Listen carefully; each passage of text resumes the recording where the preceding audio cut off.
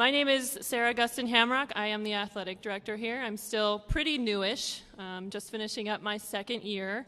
And this is my first Hall of Honor event, so I am feeling very privileged to be here and honored to have all of you here. I want to extend the warmest welcome to all of our Hall of Honor inductees tonight, and to all of the families and friends who are here to celebrate with you. I want to welcome our student athletes who are up in the upstairs. If you didn't see them, welcome to them as well. Yeah, you can clap for the student athletes. And to all of our campus and athletic department members who are here, who help make our life at Messiah so fulfilling. I'm excited to be here, as I said, in a space together. We haven't done this in a really long time. We haven't had a Hall of Honor event for 3 years, and haven't had anything with outside guests for a long time other than our events, our games. So just really happy to be here to honor some of our most distinguished alums and to honor their contributions to Messiah and your sport. As you know, the accomplishments of Messiah teams is extensive and inspiring, and while we are always proud of those accomplishments on the field, court, pool, track, hope I didn't miss anywhere, but we always know that we have and aspire to be, to have a greater purpose, and that's to bring glory to God in all we do, and to help our student athletes grow in their faith so that they will go out into the world and be leaders for Jesus. Our coaches model and lead this so very well, and I'm so proud to have so many amazing leaders for our student athletes. That being said, I'm very glad that through the Athletics Hall of Honor, we have a vehicle for remembering and celebrating excellence. Today we honor the very best Messiah student athletes from classes past, and we ensure that their impact as a student athlete at Messiah will always be remembered.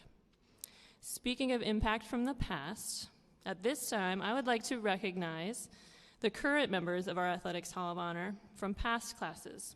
So if you are in attendance tonight, could you please stand up and be recognized? If you are already in the Hall of Honor.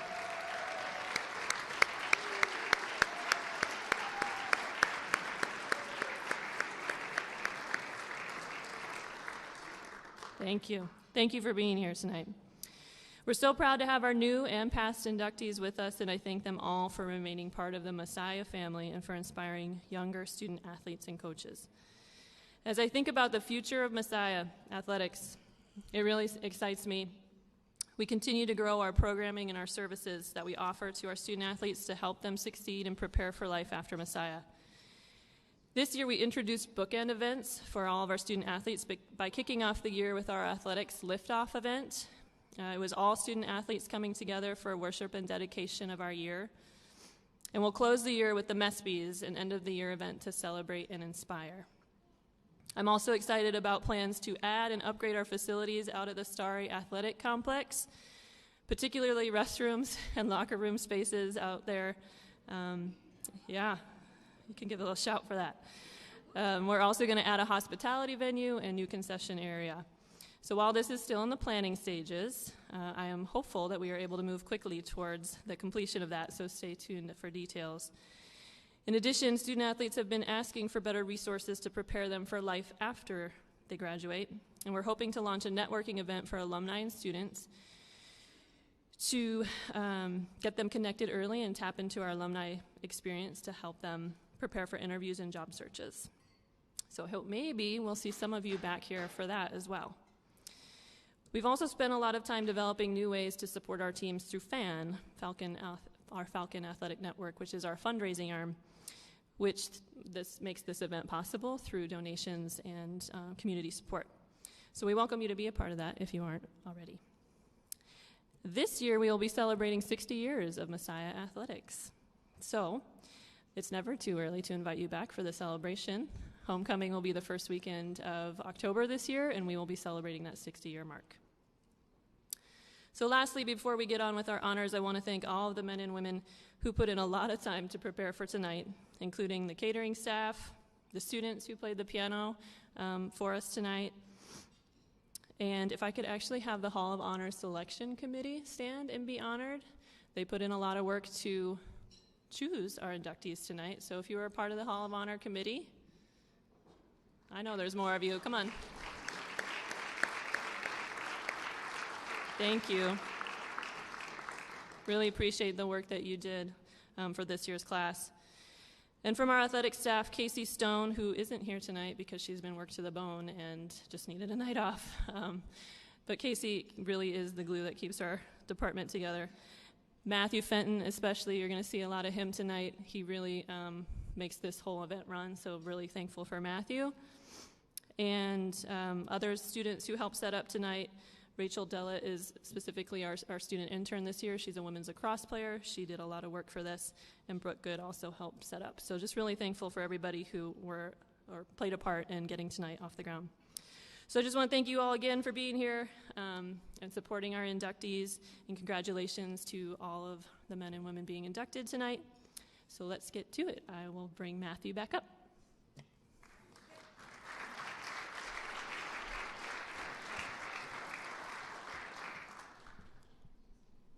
Thank you, Sarah. Good evening, everybody. Good evening again. Very excited to be here. We said it's been 3+ years. I think our last one was back in 2019. And then we were going to go every other year, and then COVID happened. And so here we are tonight with our largest class ever, and we're really excited to be here to honor and to just be a part of a celebration. In person and in a very full room. I think this is also the largest crowd we've ever had for a Hall of Honor induction ceremony, which is pretty exciting. So in my role, I have an opportunity to help build our record books, look into the archives, dig into the history a little bit. And so I'm very excited to see some of the names and see some of the people attached with those names that I get to work with day in and day out. So for me, this is a big privilege to have a chance to be up here to speak. In terms of maybe just a couple of quick housekeeping things as we get going, I'm going to read a short introduction for each one of our inductees. Thank you so much to current or former teammates and coaches who sent us pretty lengthy statements acknowledging how worthy these individuals are to be a part of our Hall of Honor. Unfortunately, we could not include all of those statements, so I'm going to be reading a little bit of the accolades and then a few thoughts from whether it's teammates or coaches for an inductee.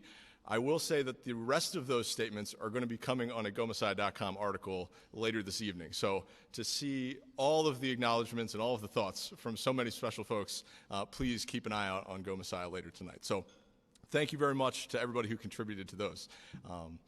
As I said, we're going to do a quick intro and then invite up each of our individuals for 5 to 7 minutes to speak and a little bit about their experience. Uh-oh, I heard a few laughs. That's not a great sign. But after the introduction, we would ask for them to come up. We have a small memento from the athletic department for each of our individuals, and Sarah will be passing that off right up front here. So we're going to just jump right in. So our first inductee, Cathy Hevener Erickson, was the first Messiah softball player to be recognized outside the conference, earning all-region honors for her stellar play at the hot corner in the 1992 season. During her career, Cathy earned a trio of first-team all-conference honors at third base, in addition to her first-team all-region honor during her senior season. Cathy's career numbers are some of the best in program history. She holds the highest career slugging percentage in Messiah history with a mark of .760, as well as the second-highest batting average of .465, an on-base percentage of .503, which is incredible. All of these are incredible. And career triples of 15. In 1991, Cathy put together her best all-around season with a .567 batting average and an .872 slugging percentage, both the highest single-season program marks in Messiah history. During her career, Cathy helped Messiah to a pair of MAC Northwest Division championships in 1990 and 1991, as well as finishing as the runner-up in the MAC in 1990. As teammate Cindy Trapp said, Cathy's induction into Messiah's Hall of Honor is simple to understand. Her athletic skills would easily earn her a starting position on any team Messiah has ever played. But even more impressive than any diving play or game-winning hit is Cathy's character. When asked for thoughts from her former teammates, they shared the following: a fierce competitor, laser-focused, encourager, kind, a leader, humble, funny, confident, extremely hardworking, a servant, a woman of high integrity, the single greatest influence on my faith outside of my parents, and an amazing human being. Cathy, your teammates, friends, and family are so proud of you. You're not simply a Hall of Fame athlete, but a Hall of Fame person. Congratulations on this much-deserved honor.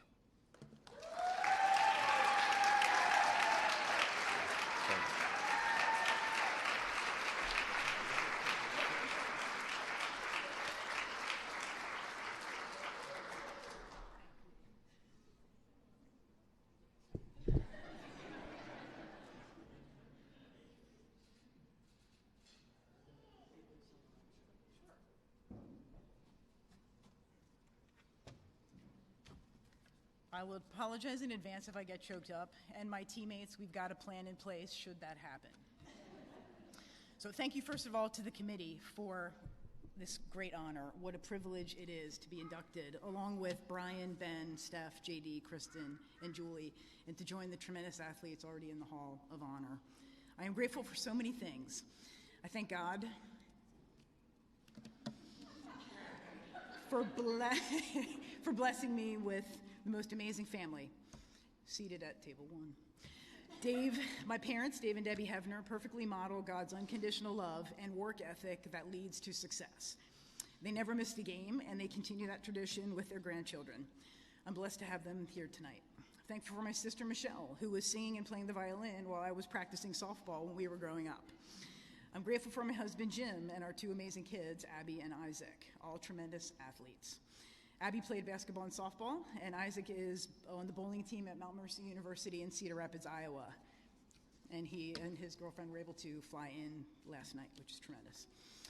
And Abby and her boyfriend Hunter are here as well, so thank you. Grateful for Amy Weaver. Many of you know Amy is an outstanding softball coach who's won the Coach of the Year 5 times. I know her as a teammate, roommate, and friend. Grateful for the teammates I had playing softball at Messiah. Teammates like Rhonda Rank, Amy and Becky Clindaniel, Gail Heaston, Connie Wismer, April Fisher, Deb Wardrop, Di Dorzowski, Amy Nash, Sally Eglin, Carrie Brown, Laurie Huber, Bonnie Kirk, Christine McLean, Cindy Trapp, Jody and Jill Musser, Dana Jenkins, Randy Chango, Kristen Hartz, Wendy Keel, Wendy Barrett, and Becca Brink, just to name a few. And our manager and fellow basketball player, Paula Fritz, who did a tremendous job. Could my family and all of my teammates please stand?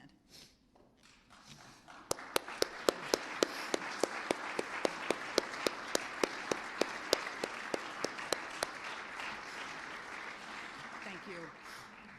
What a spectacular experience it was being a student athlete at Messiah, surrounded by such incredible Christian women. What fun we had taking spring break trips, first to Myrtle Beach, then to Fort Myers, where our parents, including the Heveners, Trapps, Mussers, and Brinks, seemed to have more fun than we did, if that was possible. Playing pinochle on the bus, having team devotions, losing Chubby Bunny competitions, making late-night hot dog runs to the spot in Harrisburg, and I don't think that's even here anymore, hosting Abe Lincoln birthday parties. Yes. And TPing Coach's house after we made the postseason. I love softball. The goal is to be safe. You sacrifice for others. And it's almost time for the safe word. And you win by going home.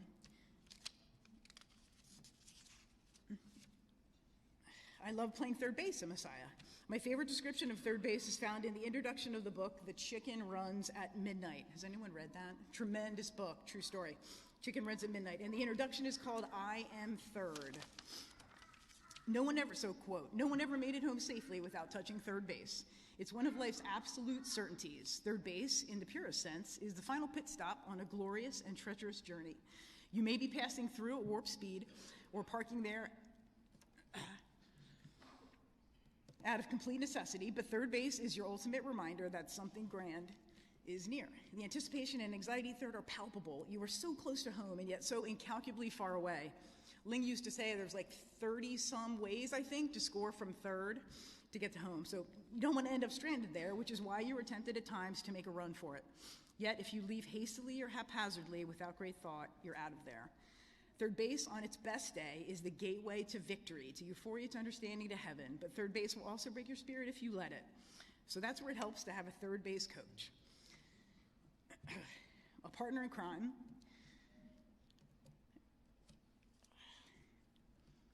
we may need the teammates at this point. Do you mind coming up? Whose sole purpose it is, thank you, Sally. Yes, Sally is starting the parade.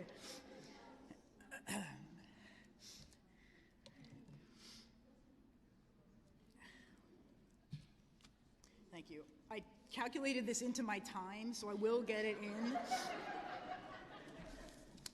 Thank you. Thank you, thank you, thank you, thank you. A sage counselor whose sole purpose it is to wave you on home as soon as it's safe or apropos, end quote. In my 4 years playing softball at Messiah, I was blessed to have 3 different sage counselors at third base coaching me, and Mike with basketball. Cheryl Park, Sam Harris, and Steve Linger. I appreciate the lessons each one taught me. The most practical lesson came from Steve Linger. Duct tape really can fix anything. His car was held together with duct tape. Ling used to say, and I share this with my kids and my students, the grass is always greener where you water it. I love that. So many lessons learned playing third base at Messiah. So thank you again to the committee, to my family, my teammates, and my coaches. Thank you also for Messiah College, now university, providing a place where young people can grow not only as student athletes, but more importantly, as followers of Christ. Speaking of Jesus, he has been and will always be the thing for which I'm most grateful. So let's think of ourselves as God's third base coaches. We are third. Let's keep waving people home. Thank you.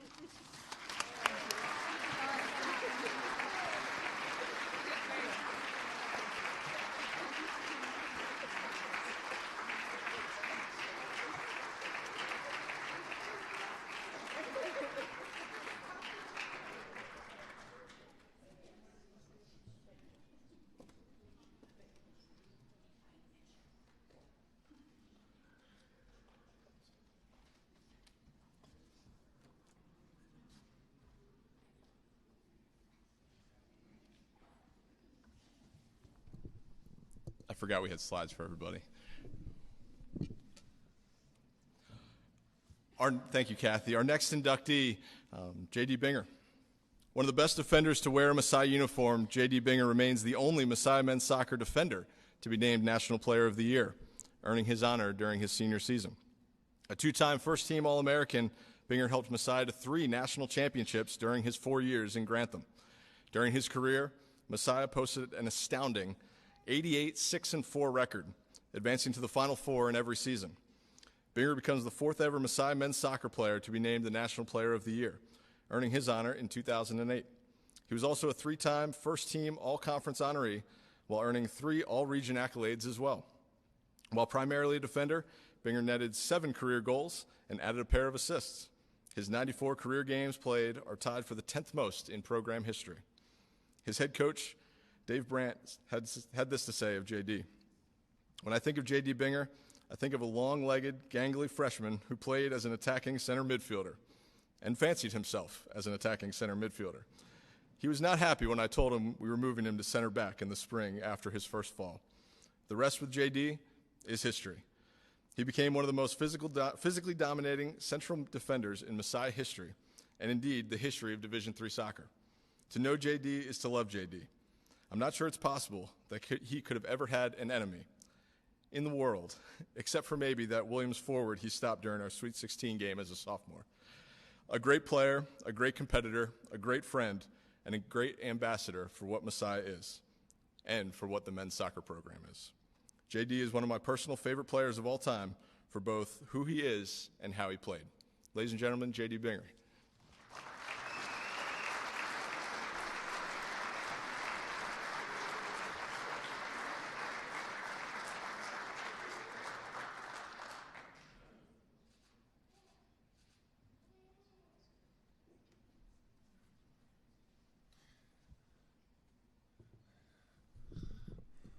Hey there.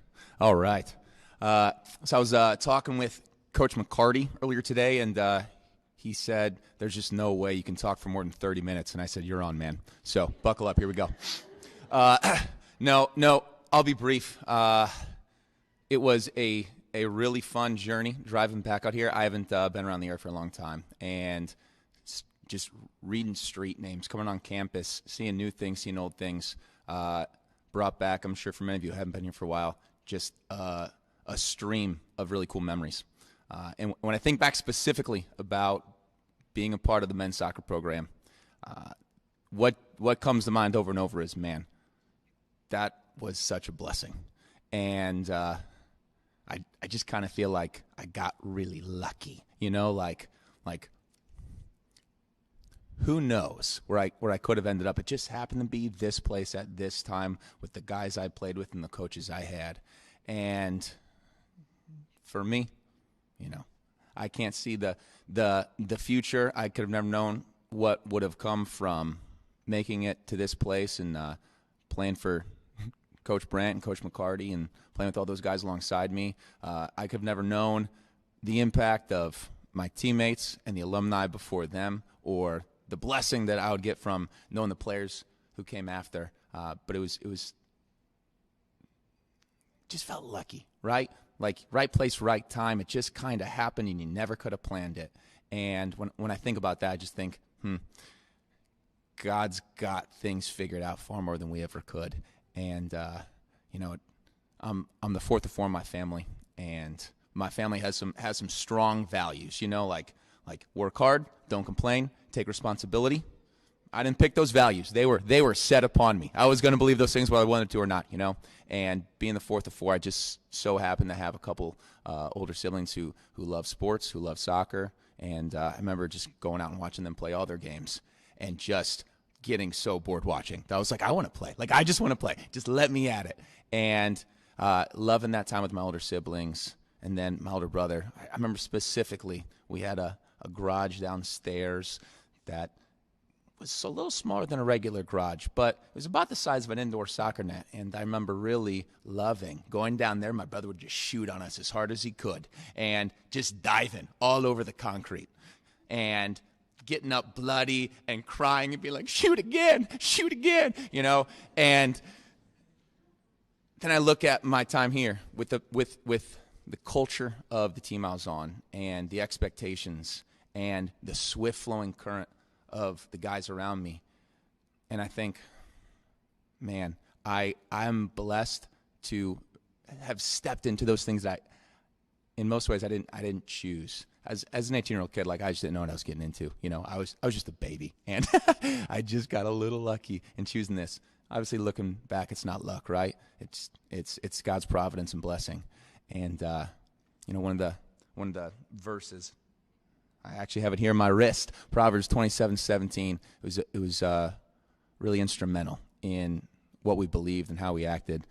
As iron sharpens iron, so one man sharpens another. And I like to think that I came in as just a clunk of dull metal, and thank goodness that I was able to be sharpened by a bunch of incredible blades around me, whether it was coaches or teammates, guys who invested in me who are alums at that point and who still invest in me now. I feel really blessed to be up here, and truth be told, I don't feel like I had that much to do with it. So thank you for having me tonight. Thank you to all the Messiah men's soccer people here tonight. Thanks for my family. This is a blessing and honor. I appreciate it. Thanks.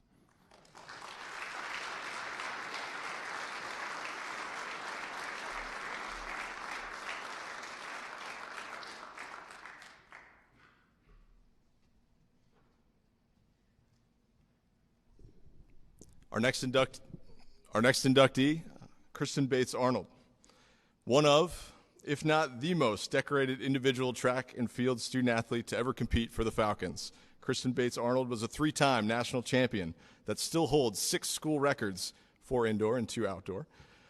Kristen claimed all 3 of her national championships during her senior season of 2010, winning the 55-meter hurdles and pentathlon at the indoor national championships and the 100-meter hurdles at the outdoor national meet. A 46-time all-conference performer, Kristen was a 29-time MAC champion during her time in Grantham.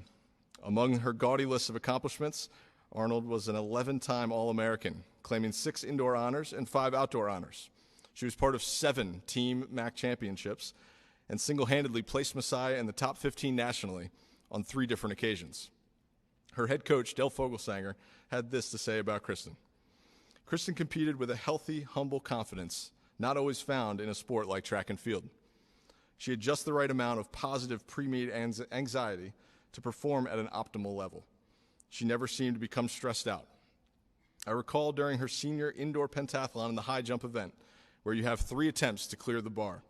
She had missed 2 at several times, but stayed composed and confident under pressure to clear multiple bars on her 3rd and final attempt. She ended up jumping a personal best at that national meet. Later on in the hurdles, where she was also a national champion, she did not consider that there were other seed times faster than hers. She did not look lateral. She was going to focus and attack each and every one of those hurdles aggressively and run as fast as she could while trying to win. On the team, she was the model of emotional balance and positive responses. Even with a broken wrist 2 weeks before our national meet, she was happy to serve in leadership with the rest of the team. She also volunteered, coaching with our teams for many years after graduation. Ladies and gentlemen, Kristen Bates-Arnold.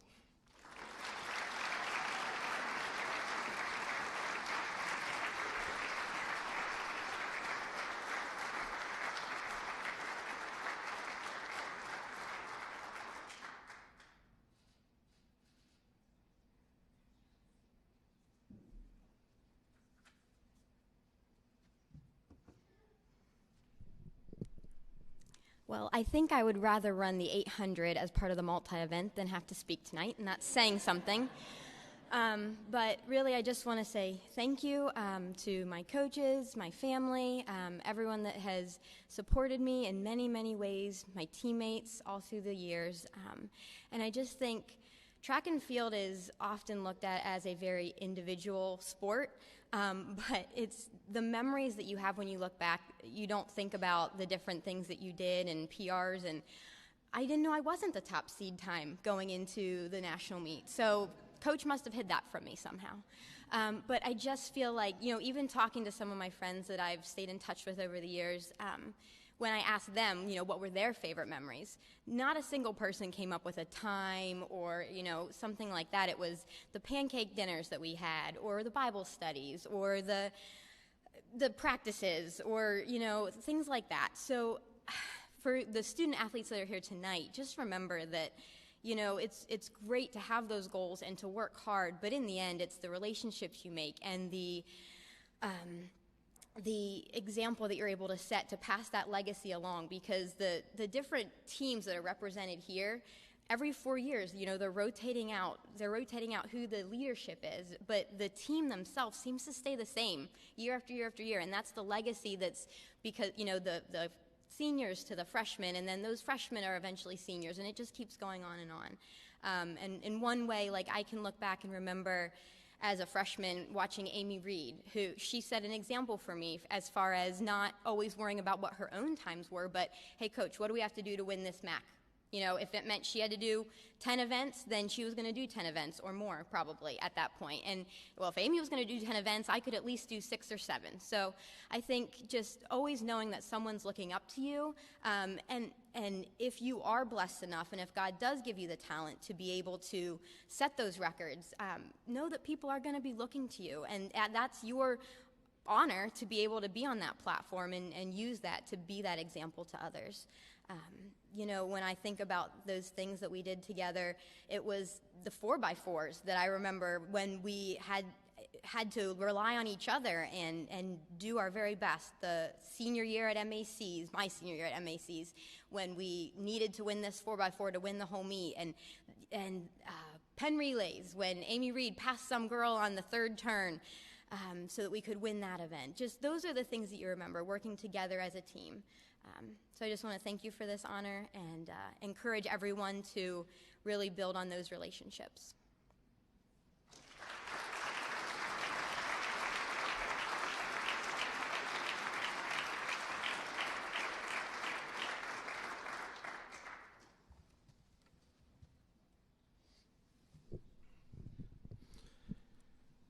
Our next inductee, Ben Martin. The first ever Messiah Men's Soccer All-American, Ben Martin helped lay the foundation for years of sustained success for the program. Playing an integral role on Messiah's defense, Martin earned first-team all-conference honors during his junior and senior seasons. During his senior year of 1987, Martin claimed first-team all-region honors as well as the program's first-ever All-American nod with a third-team accolade. During his 4 years in Grantham, Martin helped Messiah to an overall record of 54-17-4, helping the Falcons to advance to the Final Four for the first time in program history. Martin recorded 9 career goals, including the 5th fastest hat trick in program history against York on September 12th, scoring 3 goals in a 12-minute and 46-second span. We went way into the record books. In addition to his prowess on the field, Martin was also a member of the track and field team. And to this day, he still sees his name in the top 10 list in 3 different events: the 110 hurdles, 110-meter hurdles, 400-meter hurdles, and the 1,600-meter relay. Many folks contributed thoughts about Ben, but Coach Mike Ross had this to say. Ben Martin was such a joy to coach. Every game he was switched on. He possessed a wonderful combination of size, speed, technical ability, and technical awareness. His position was called a stopper in those days, and it required 2 primary roles. Defensively, it was to stop the opponent's attack from developing, and offensively, it was to distribute the ball to our attack to get going. Few players could cover the ground to stop an opponent the way Ben could. And almost no one could deliver a ball from 50 yards out on the money the way Ben could. On and off the field, Ben had a strong desire to serve others. His quiet, natural leadership was expressed by example. Ben Martin is one of those players that humbles a coach to think of the privilege, honor, and blessing it is to be called a coach. Congratulations and thank you, Ben. I know Layton would be thrilled to see you getting this honor. Ladies and gentlemen, Ben Martin.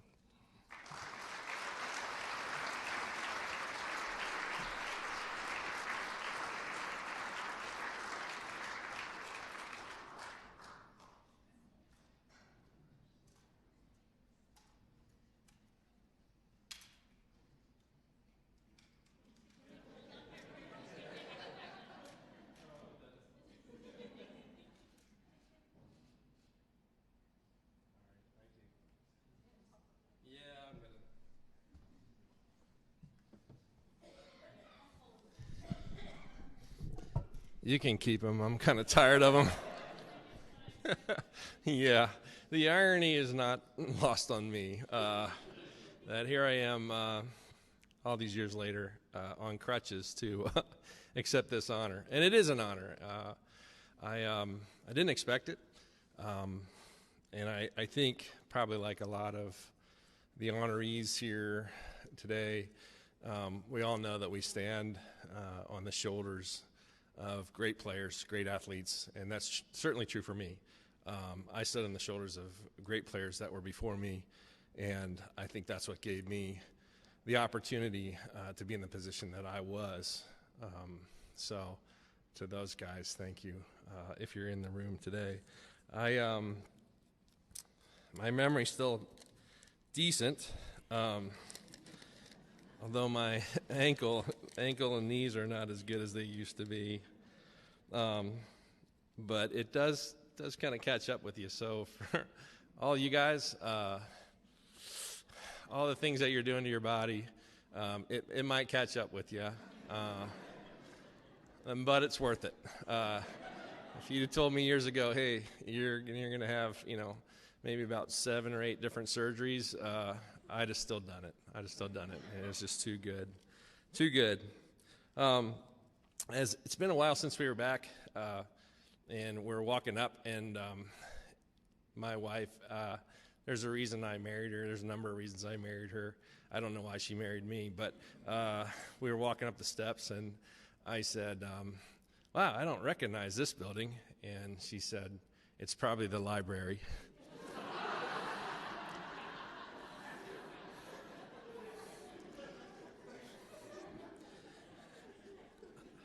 I wasn't that bad, but I did need to really apply myself to get the degree. In the spring of 1984, I was a senior, and I was with my mother on a recruiting trip.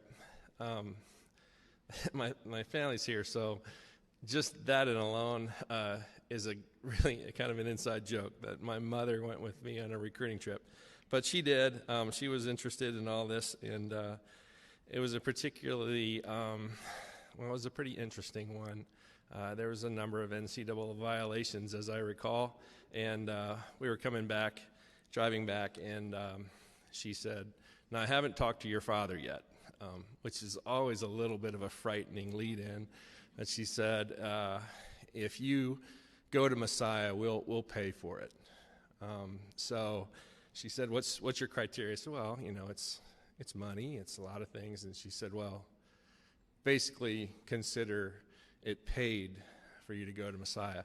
And my mother, I think, knew me better than what I knew myself, because as I look back at the 18-year-old kid that showed up on campus that fall, it would have been a disaster had I gone to any of those other schools. But showing up here, having had some athletic success, but I had some other internal struggles and issues. I was a Christian, but I think the athletic endeavors had become my identity, and I felt relevant because of those things, not because of Jesus. I felt like I could be accepted if I performed well, and it's a really dangerous place to be as a follower of Jesus, to sort of put those things on the throne. You end up making idols out of those. And so I think coming in high school with maybe some of that success, had it been channeled in the wrong way, could have been really disastrous for me. But I came here, and as I said, I think my mother knew that I needed healthy, godly men in my life, because I was immature in so many different ways. And it started with Leighton, who kind of became sort of a father figure to a lot of us. I think he believed in me and believed that I could be better as a player, but that I could be better as a man, and that I had a lot of growing up to do. And so for him to kind of walk me through these 4 years here, and understanding that I was a work in progress, and incidentally, I still am a work in progress, but he believed in me. Sometimes he believed a little too much in me.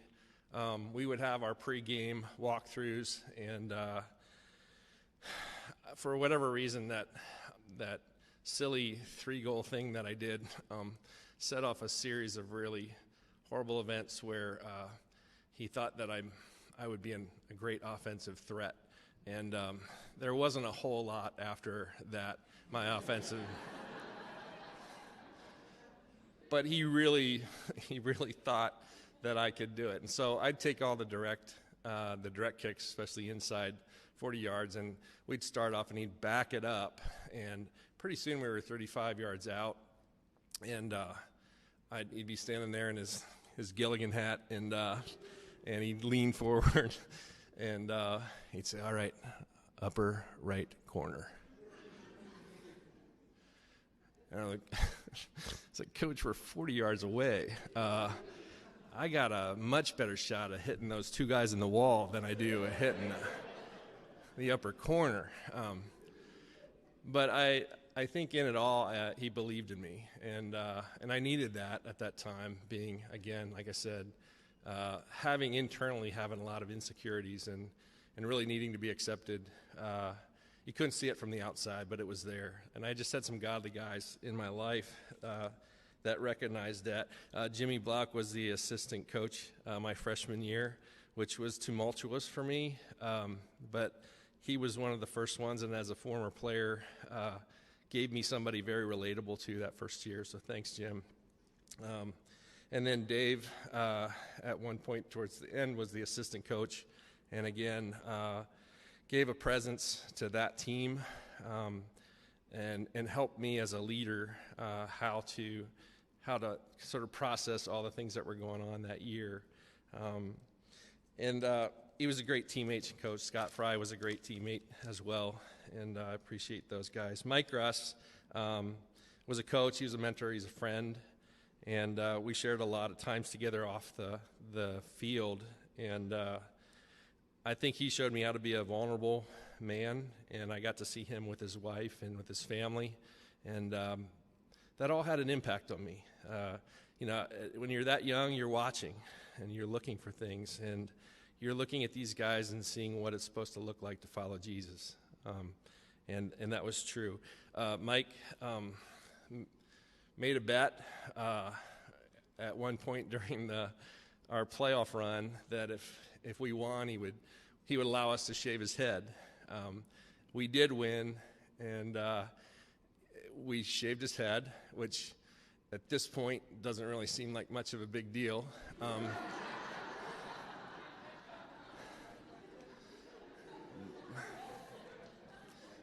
But at that time, it was really a big deal, and then gave a speech afterwards and was emotional, and I thought, that's the kind of guy I want to be.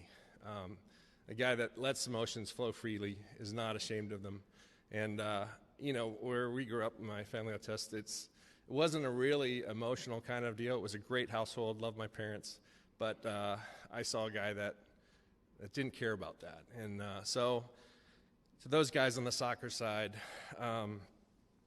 I really see how God used you to develop me and take me through that sort of period in my life where the outside seemed to be going really good, but on the inside, I had a lot of processing to do about what it meant to be a Christian. And so, thanks for that. And also, I did have some track stuff, and a lot of that was just due to Doug Miller, both the person that he was. I don't think I would have done track, but the type of coach he was, the type of man he was, I just had to.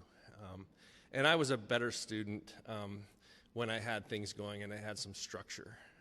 And so running track in the spring, I kind of did it as an afterthought.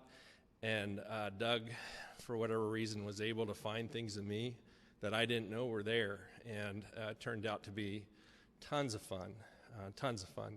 So that was an amazing time, and I'm so appreciative of that as well. I leaned over to my brother about already, and with the folks that have come up here, and I'm sure it's going to continue, but I just said, what am I doing here?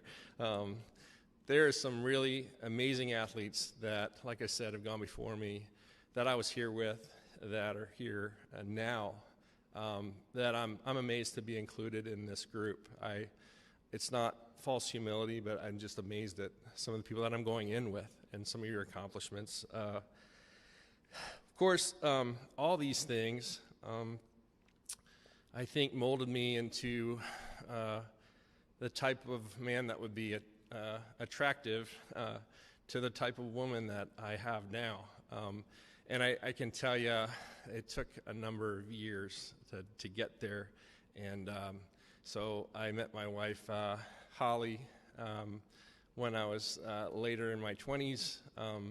So I think God's provision for her was not to meet me before then. And just understanding that Messiah and the men that were here, both my teammates and my coaches, were a big part of getting me to that place where somebody would choose to spend the rest of their life with me. And so obviously I'm really grateful for her, and grateful that she didn't go to school here with me.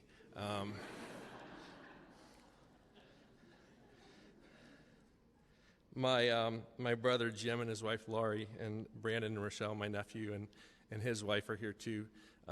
Thank you. They're representing the family, who I dearly love, and those that are, some that can't be here but are watching, obviously played a huge part in all of this, and their support all the way through college and after, is kind of amazing. So thank you for that.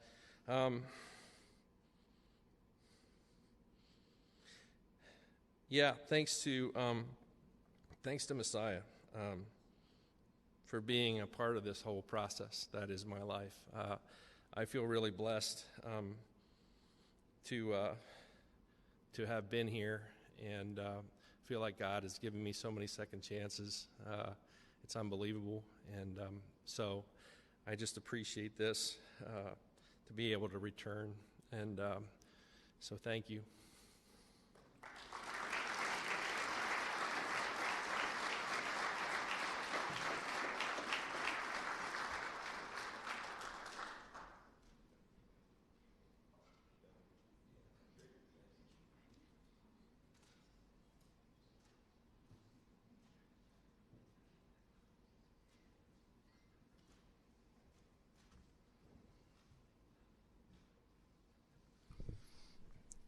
Unfortunately, our next honoree could not be here this evening, but we do have an intro and we have a recorded video for us to share. So excited to share that, but not a live in-person speech, unfortunately.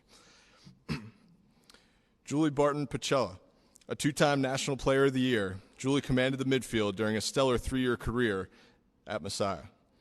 As a sophomore transfer to the Falcons, she scored 28 goals and assisted on 45 tallies during her 3 years with the Falcons.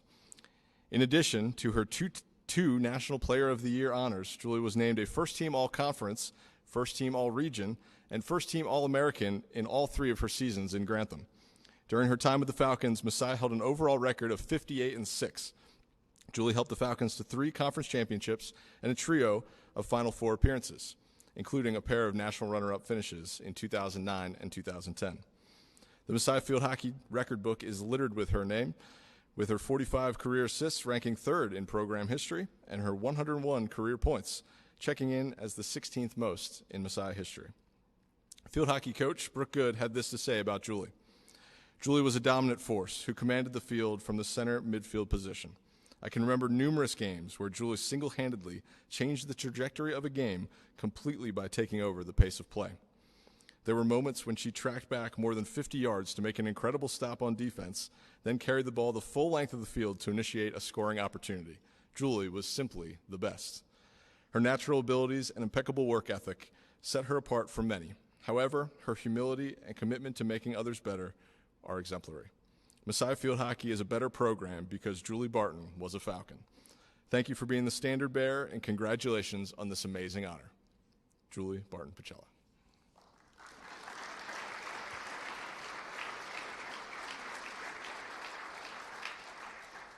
Good evening, I'm Julie Pachella, and I'm sorry I can't be there in person tonight, but thank you so much for this honor and to Messiah Athletics for putting on this event.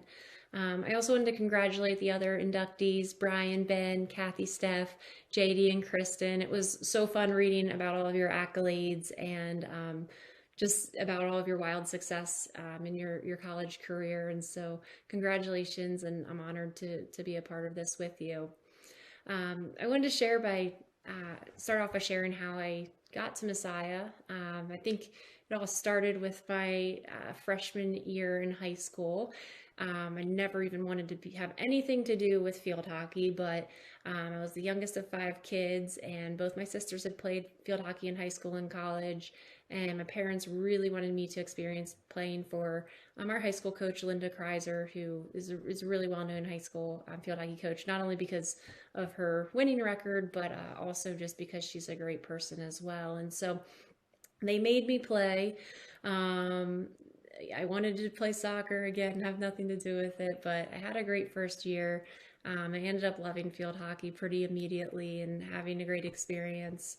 My freshman year, we ended up making it to the state championship, and while we lost in overtime, it ironically was my first ever game playing on Anderson Field at Messiah.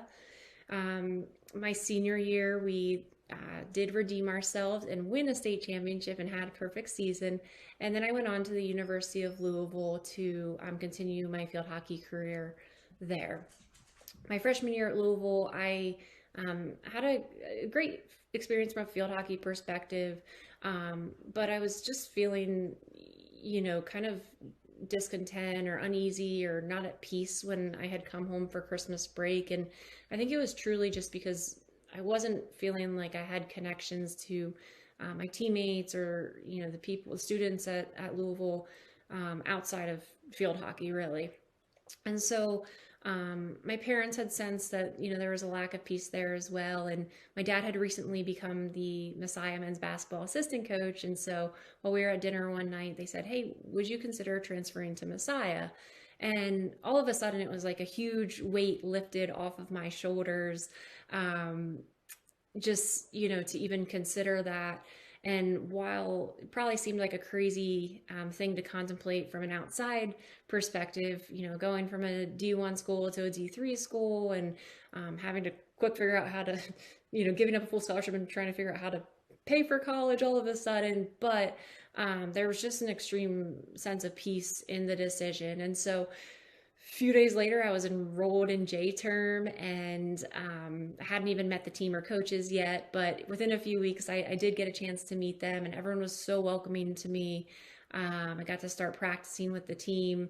I was joining the team at the same time as Courtney Joyce, and she had played basketball her freshman year, but we found out we were both accounting majors, which I don't even think either of us knew what accounting was at the time, but it sounded like a good major.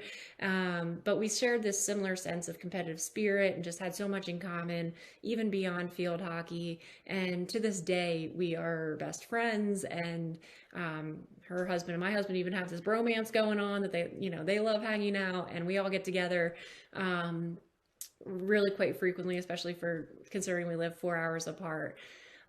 Also that spring, my first spring at Messiah, I was paired with a prayer partner. So when we were walking to practice and walking up to Anderson Field, we would, pray for each other, pray for whatever was going on in our lives, pray for other people in our lives. And that prayer partner was Ashley Yeager. And we got really close and just, quickly connected on a spiritual level, which I don't think I ever had anyone in my life, other than my family that was the case with until before that point. And to this day, her and I talk almost every day and are just such great friends. And so it was just awesome that within my first few weeks at Messiah, I had already and those were just two examples, but two amazing friendships that after a whole semester at Louisville, I didn't have anything that came close to it. And so, also throughout college, I had an amazing field hockey experience. And I know that is in huge part because of the commitment that Coach Jan Trapp put into the program in her 39 years as the head coach. We were able to compete at the highest level. We lost the national championship my sophomore year. We made it to the Final Four my junior year, and we lost the national championship my senior year in penalty strokes, which I don't think I'll ever stop replaying in my head. But I'm just grateful for the leadership of Coach Jan Trapp, her as well as Coach Brooke Good and Jen Jacobs. They all just showed their commitment to helping the team get better on the field, but also off the field too. They truly cared about our spiritual growth as people as much as our athletic growth. And I know they've impacted so many players, more than they know, both myself and others that went before and after me. And so just looking back at Messiah, my time there, what I appreciate and carry with me probably the most, in addition to that the coaches fostering that environment for us and the growth on and off the field, was the friendships with my teammates I've taken with me and will continue to carry with me for the rest of my life. I've had a pretty easy, privileged life and have had many opportunities. And honestly, it wasn't really until the past 5 or so years that I've, had greater challenges to conquer, and that life has happened and been thrown at me, and I've been challenged in my faith. And, in each of those instances and that I've experienced and continue to, I've been able to, look back and see, wow, my Messiah teammates are right there with me, supporting me, holding me accountable, and, pointing me towards remembering that God has a plan for my life. And so a big thank you again. I'll forever be indebted to Messiah Field Hockey, the coaches, the Messiah Athletic Network and staff, for all the time and energy that you've invested in myself, in my teammates, and other Messiah athletes, and for providing a landing place on the field hockey team for relationships to be fostered, deep, authentic relationships, and my faith to be strengthened. And, I also got to enjoy the game of field hockey in the meantime, but really those relationships and my faith are what, I'll carry through from here on out. And so I'm sure I speak for the thousands who have gone through a Messiah Athletics program, but just thank you again to the coaches and the athletic department for your commitment because it goes well beyond athletics. I also wanted to mention, I'd be remiss not to, that beyond the field hockey team, I've been so grateful for the experience at Messiah because, through even the other athletic alumni relationships outside of the field hockey team, that's what led me to my first job and then my second job after that, and what ultimately has enabled us to start our own businesses and serve our local communities. And so I'm just very grateful for the education and networks that came out of Messiah as well. So again, just want to say I'm so honored to be inducted into the Hall of Honor, but more so I'm humbled and grateful for how much I've been able to take from my 3 years at Messiah. And so, and Mom and Dad, if you're watching this, listen up, because I'm only going to tell you once, but you were right to make me play field hockey in high school and college. So thank you again, and congratulations to the other inductees. I hope you all have a fantastic evening.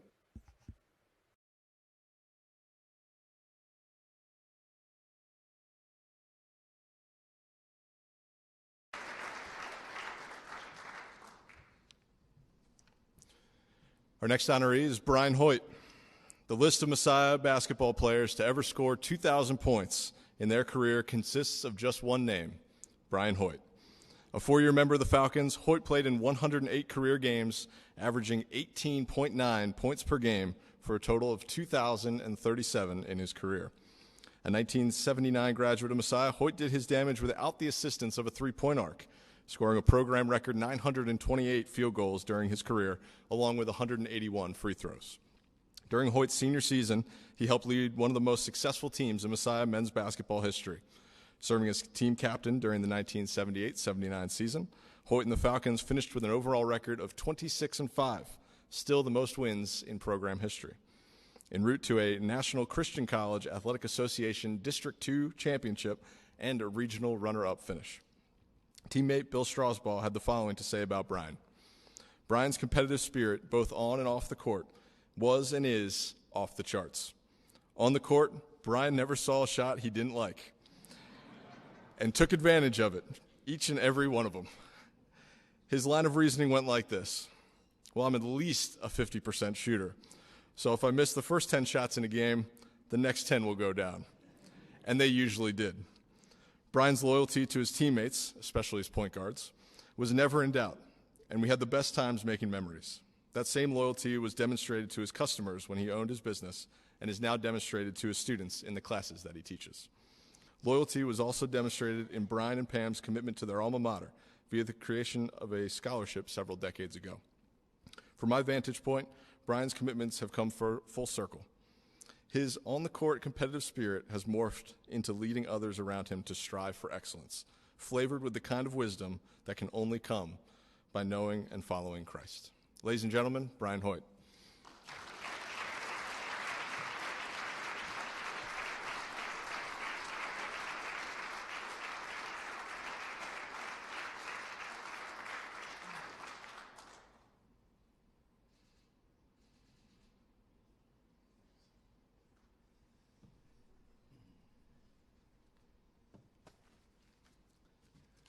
Thank you.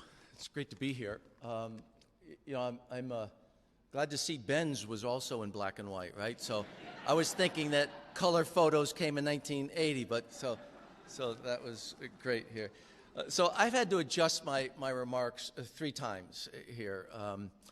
And the first time was Sarah sent an email and said, you have 7 minutes, right? So I had to cut 53 minutes out, right? There. And then it didn't stop there. I said, well, can I pay the other inductees for their minutes? She said, no.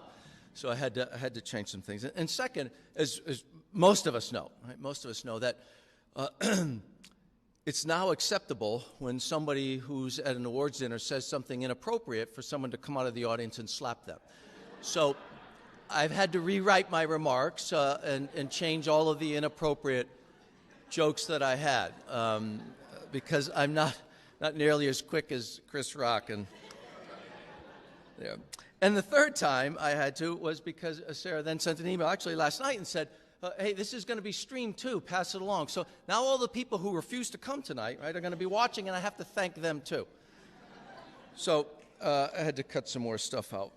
So I came to Messiah in '75, and my brother, who's here tonight, Jeff, he came to Messiah. He was 2 years ahead of me, and so I knew Messiah basketball. I knew Coach Shaker.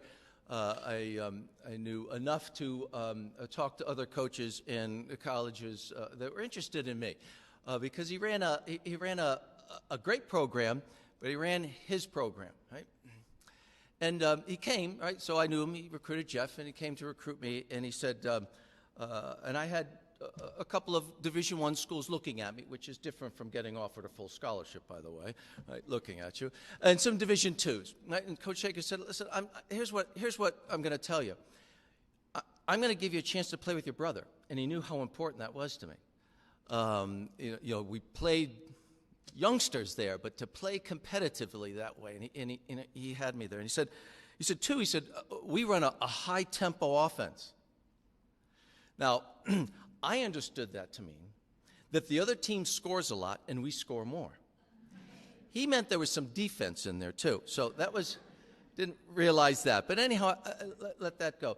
The third thing he said was, hey, listen, I've got in my pocket this little point guard from Hanover, Pennsylvania, who will get you the ball whenever, right? Whenever you want, whatever you're doing, the ball will be in your hands. I said, done, right? Done. That's all he needed. And of course, that point guard was Bill Strasburg, and he's also here tonight. And I've got other teammates from that great '79 team, Dave Rosentrader and Jeff Seibert. The rest of my teammates, friends, and family are the folks outside protesting my induction, and so you can say hello to them on the way out too. There. So that's how I got here, and. Like others have said, to play with other great athletes has been really one of the most valuable lessons. I played with some great athletes. When I came here as a freshman, I knew I was the best, and they showed me that I wasn't. Right? When I left as a senior, it was the same thing. There was Jeff and Ed Wentz behind me that really were tremendous athletes and great basketball players. And I think about what was important for me as I was trying to find my way here at Messiah, and as all freshmen we heard, and student athletes in particular struggle finding their way. I really relied on something that had been successful for me my whole life, which was the diligence and focus. And what athletics can do is that you can focus on very particular things, whether it's the training or for me it was shooting and not playing defense, but whatever it is that you worked on, you could concentrate on that, and you could set particular goals and targets, and you could make commitments to those goals. You could identify whether you were on the right path towards those goals. It was the way that I could function. Right? It was the way that I could get ahead. It was the way that I felt good about myself. And for basketball, that I could do that by myself anywhere was very fortunate. When Jeff and I traveled to different places, whether it was camps or different things, I would deflate a basketball, carry it with me, find a place, inflate it, and we'd find a game somewhere, right? And the type of commitment that it took for me to achieve some of those goals kept me here at Messiah. There was always something ahead. The commitment that I had to make to working hard, the commitment that I had to make to be thorough, right? Because you could still get yanked for missing first 10 shots, right? And sit on the bench. And then also the follow-through, right? So you had to get better, right? And all of athletes know here is that there's always a freshman coming in who's pretty good, right? And then if they're transferring in, there's always a sophomore, junior coming in. And so that type of incentive was important to me for follow-through. I had to get better and had to work harder. And the other thing I think that was important to me is that I realized that I had to seize opportunities. And it wasn't truly until my senior year with that team, that 78-79 team, that I realized that the success and the commitment and this focus that I had could include a team, could include teammates. Scoring, there's actually more individual sports that we've heard from tonight, track and times and things like that, but But you could be a success based on the team and the team efforts and the team success. And it took me my fourth year. And in what Matt read here, I was not a captain my 78, 79, my senior year. Coach Shaker took that away from me. And he said, captains lead teams. And I accepted that, right, reluctantly. And then I asked him, does it mean I can't shoot? And he said, no, that's not what I'm talking about. And he chose two others, Dave Rosentrader and Bill Strasbourg, who are here tonight, because they led off the court and on the court. And for those up there, and we've heard it tonight, how important that is for a true leader. And I'm honored because of my accolades 43 years later got me in, but I'd probably been here 40 years ago if I was the type of leader as some of my teammates here. So it's important for me to acknowledge that, because that, realizing that in just 1 year experiencing was enough for me to change my life, right? Truly. I met my wife here my senior year, my lovely wife, who couldn't be here today. She won't be protesting, but she couldn't be here tonight. And and that type of focus. So I guess what I'm going is that type of focus that's important for athletes and certainly at the collegiate level includes others. And so I've mentioned my teammates here, and I'd asked them to come forward, but it took them about 20 minutes to hobble up. So not gonna do that. You want to see some weird limps, right? That's a group. Ben, we hear you, right? That's a tough group here. But so my brother, help of others. So we played all the time, and maybe the most important thing that he did for me in my career was that he helped me shoot when there was not just pressure, but when you were getting hacked, right? So Jeff didn't like to be scored on. And so when we'd play one-on-one, right, in our backyard, boy, he beat on me. And there's no better way to learn how to score than somebody who won't, right, who refuses to let you score on them. So, but we played all those years, and I was really fortunate to play. And Jeff has always supported me in a number of different ways. Including stopping balls that were thrown at the back of my head by teammates who I had angered during practice, but only because I challenged them. Right?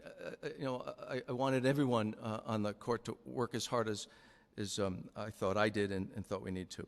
But anyhow, he always had my back, and I will never forget that, and always appreciate him for that. My father, of course, who now is watching it stream, so he wasn't going to be in this, but my father put lights up in our backyard, in our driveway, right? And so any of you have played sports like this, but basketball you can do by yourself for hours and hours and hours, right?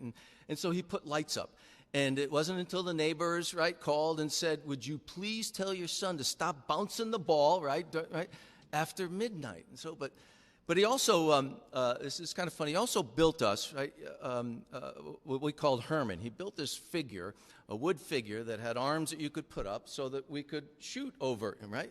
And we called him Herman Munster. So black and white, so there's like 3 people in here that remember Herman Munster. But anyhow, we named him Herman Munster, right? And you could position him in different places, and we would play, and we'd play one-on-one if we had to, if there wasn't anyone there with Herman, right? And so you could run picks off him. It was just a great thing. My mom, right, went a different route. So if I was a high scorer, this is through high school, if I was a high scorer in a game, she would make me a chocolate cake, right?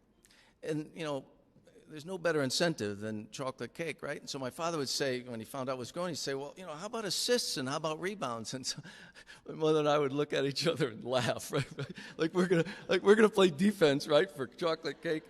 Not really gonna happen.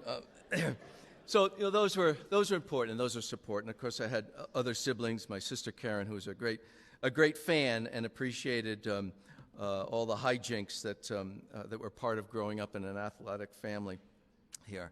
My wife, again, also, this is, of course, after we met, is that she did an awful lot of rebounding for me, right, when we played in the summer, and even when I checked the gym. My key no longer works to get me into the gym, sir. But the key that I had let me into the gym, and so we did a lot of shooting, a lot of rebounding. Now, it wasn't very tough. I don't want you to think she worked very hard, because she just sat under there, and right when they went through the hoop, she just passed them back. But anyhow, I certainly appreciate her. My son's here, Andrew, one of my children. Andrew is here. My kids are older. Bradford and Allison are at home, probably not watching, but they didn't believe that I played basketball, I played collegiately, or that I was any good. And I said, well, they're older. And so, this came, and my wife said, oh, tell the kids, fine. And they didn't believe it, right? And I said, well, why wouldn't you believe that? He said, well, you told us about Santa, fake. Right? You told us school was going to be fun, fake. Right? You told us you'd buy us a car when you were 16, fake. Right? Why would we believe you played basketball and you were any good? So tonight has a little bit of a testament to them and those. That type of focus that I was talking about reminds me of a story. This is a true account. It's a young fella. Actually, the article said he was 5 years old. And this is quite a while ago. His name was Rocco Morabito, 5 years old. So only in New England would you name your kid Rocco. Right, Coach? Right? Rocco, I think that was a common name in New England. But anyhow, Rocco Morabito was 5 years old. It's New Rochelle, New York. And as the article tells, Rocco, his mom was sick and stayed home from work. And so Rocco grabbed his 3-year-old sister, put her in the car, got the keys out of his mom's purse, right? Started the car, backed it out of the driveway, got out of drove through the neighborhood, got onto a main street, right, a main street there, and drove around until an officer, police officer, who said, in quotes in this article, that the driver was doing everything in law, was doing fine, just couldn't see the driver, right? He was right below the thing. So he put his siren on, his lights on, and he said, in perfect accordance with the New York law, the kid pulled over and stopped, right? So he goes up and he sees there, and all he could see was this kid, right, who couldn't barely see over the steering wheel, and his sister in the back in diapers crying now. And so, he talked to him, calmed him down, and said, listen, Rocco, I'm going to have to call your mother, and she's going to have to come get you. He said, right, and this is again, this focus. So think about this for a minute, right? Rocco had to be thinking about this, 5 years old. He had to be thinking about driving this car, right? And only thinking about this for how long, right? He had to get the keys out of his mother's purse. He had to know how to start the car. He grabbed his sister. I'm not sure what that was for, but he grabbed his sister, right? He backs out. He drives. What does it take? How long did he have to think about doing all of those things to make that happen, right? Because he wanted to drive. Right? That was what he wanted to do. Now, I hope he's got other aspirations now, but anyhow, that's what he wanted to do. And the type of commitment and focus that it took. Now, when the police officer said to him, I've got to call your mother, she's got to come get you, right? This is also about what I find athletes, and in particular, those that are focused towards individual and team goals, is that he wasn't deterred at all. He said, you can't, right? I've got the keys. I'll go pick her up. Right? You got to love that, right? You got to love that. Undeterred, that type of focus. Well, as I finish up right here, I've got all my time here. I want to also be thankful for what I think is really a second chance for me here. 43 years later, right? And somebody said, maybe this guy, right? Maybe, right? And I very much appreciate it. It was a great honor to be nominated, and then certainly a great honor to be inducted. I kind of think about it as really a second chance. My kids right now know that I played, right, and was okay. So that's a second chance with them. And then one of my absolute favorite Major League Baseball players gave me a call, Roger Clemens and his buddy Barry Bonds, and they called and said, so, 43 years, how'd you get in?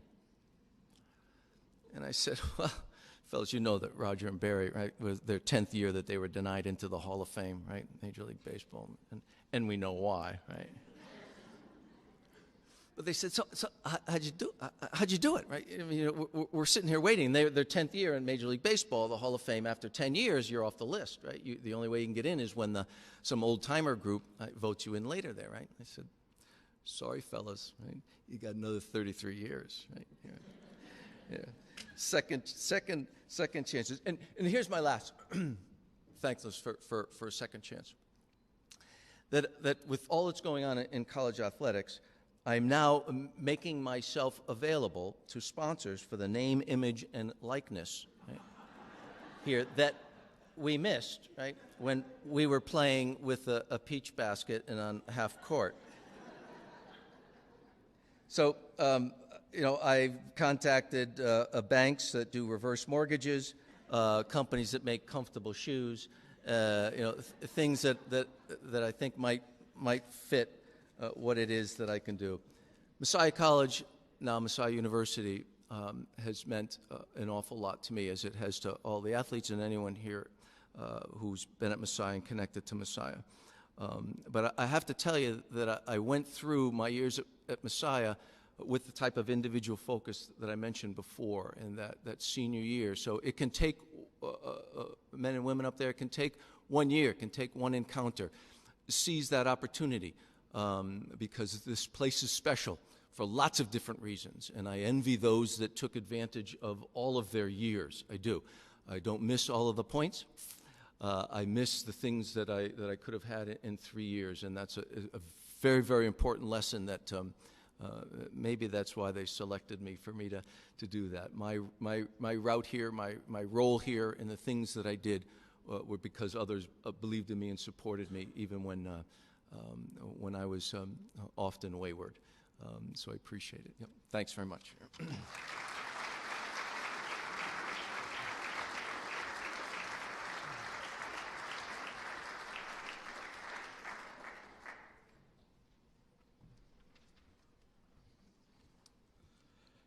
And our last but certainly not least nominee of our evening is Stef Rowe. A two-time first-team All-American, Stef Rowe helped the Messiah women's soccer team to 4 straight Final Fours, including the program's first national championship in 2005. Splitting her time between the midfield and forward positions, Moore netted 61 career goals and finished her career with 138 career points, placing her in the top 10 in both categories in Messiah women's soccer history. Moore was named the 2006 Conference Player of the Year and was a 3-time first-team All-Conference honoree, picking up 3 All-Region honors as well. She would earn first-team All-American honors during the 2006 and 2007 seasons. During her 4 years, Messiah held an astounding 83-5-4 overall record, losing just 1 regular season game. Head coach Scott Fry had this to say about Stef. Stef was a central figure in the growth of Messiah women's soccer to national prominence in the early 2000s. Her on-the-field accomplishments can easily be observed by looking at her goals scored and games won. But just as important, and even maybe more so, was her influence off the field. Stef was the ultimate competitor. Yes, there's always a smile on her face, but there was a fire in her heart, and it showed itself most in big games and big moments. She was as smooth and silky a player on the ball, yet deceptively powerful when necessary. Though it's her heart for Christ and for others that makes Stef a consummate Messiah women's soccer player. She embraces and exemplifies the core values of servant leadership and selflessness. It was never about her, and it was always about the team and her teammates. Stef, you are truly deserving of this amazing honor. Ladies and gentlemen, Stef Rowe.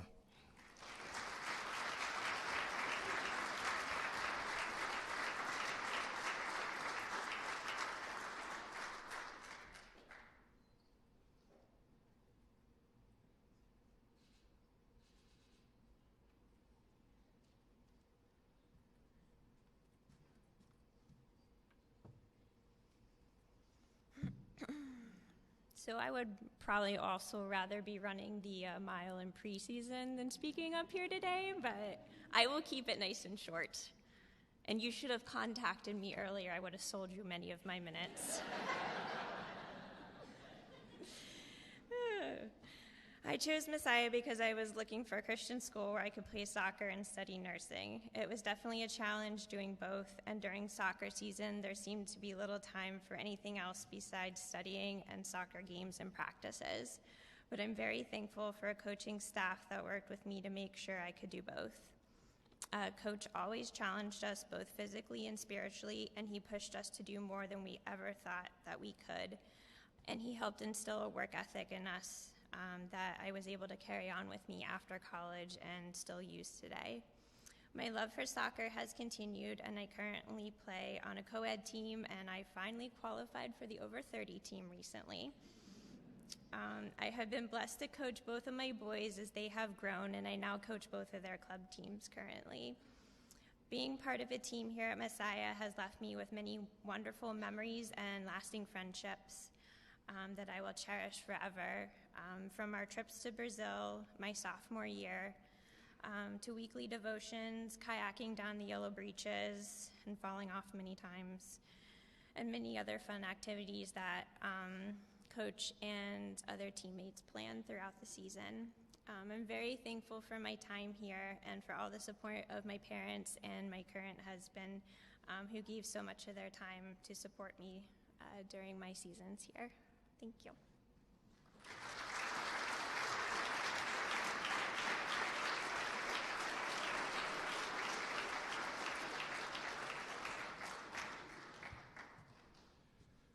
So I was told that we have one other small special presentation, so I'm going to invite Brian Hoyt back up for just a moment.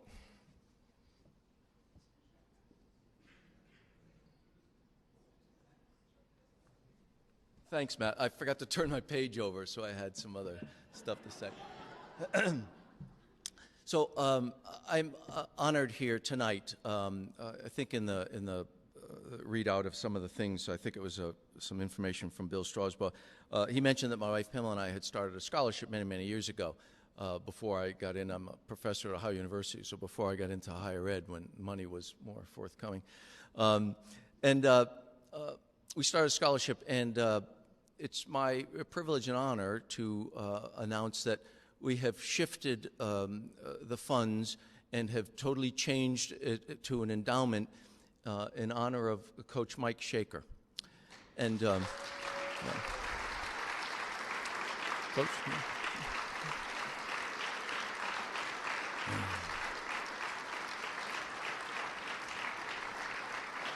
Yeah.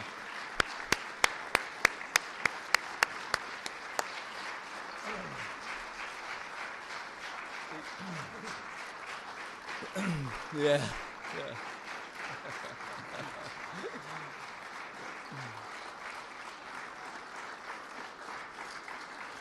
I was going to ask anyone who knows Coach well or is connected to him somehow to come up, but actually stay there, right?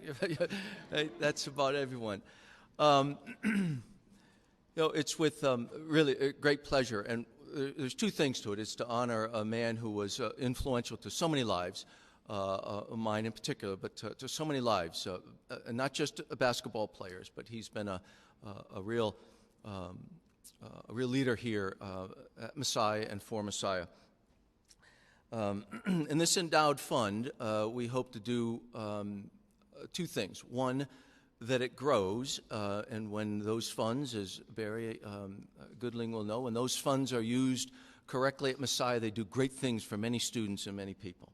And so we changed it from something that had our names on it, which wasn't significant, to honor Coach Shaker in a type of endowment fund that others could contribute to and grow this fund so that it has a greater impact on the mission of Messiah and the students and faculty and staff that work here. And so we don't have a plaque, and they asked me not to let Coach speak because that's another hour and a half. But we're really honored, and we're really thankful, both Pamela and I, for all that you've done for many of these folks, obviously.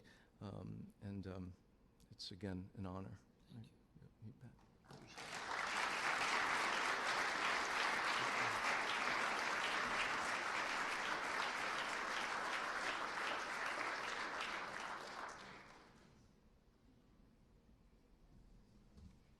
Thank you so much, Brian and Mike. That was a fun surprise to have that as a part of our celebration this evening. That concludes our Hall of Honor induction ceremony. We just want to say thank you for all of you coming out this evening and making this a really special night for our inductees, our department, and the institution as a whole. I think we don't get a lot of opportunities to do big events like this with so many different sports represented and individuals. And so I want to say thank you on behalf of myself, I guess, in the department, on just making tonight a really special evening for all of our inductees. So thank you so much for coming. Have a great rest of your evening.